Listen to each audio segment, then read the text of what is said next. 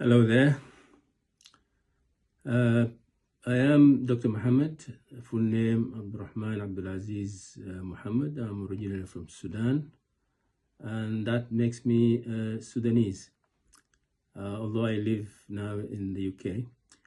I am a graduate of University of Khartoum Medical School. Khartoum University was one of the best, if not the best, universities in Africa. At the moment, I'm a retired surgeon, a retired emergency physician, and in my previous life, I was an anatomist. Okay, that's enough for introduction. I'm intending to do some videos, many of them, about things or medical stuff which you don't normally find in textbooks. Some of these are from my own experience, and there are a lot of things which have been done, I think, wrongly. So I'm trying just to make sure that I tell you what I do and what I think is the right thing. There are so many things I need to talk about.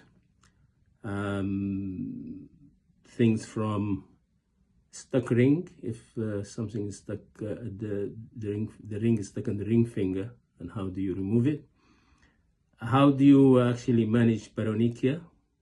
How do you drain paronychia? People might think this is a simple thing, but it is not. And I do believe that there's nothing called simple things. Simple thing is something which is not simple unless you know how to do it properly. And there is nothing difficult or complicated if you know how to do it properly. This is my thing. The other thing which is I want to talk about is pre-tibial lacerations, which are common in elderly people and are mismanaged, and they cause a lot of morbidity afterwards. Also, reduction of dislocated shoulder, dislocated elbow, and dislocated ankle when you are just a single operator with no help from anybody else. You can actually do that, and that we've done that in the rugby sevens in Dubai, where we're actually looking after the players there.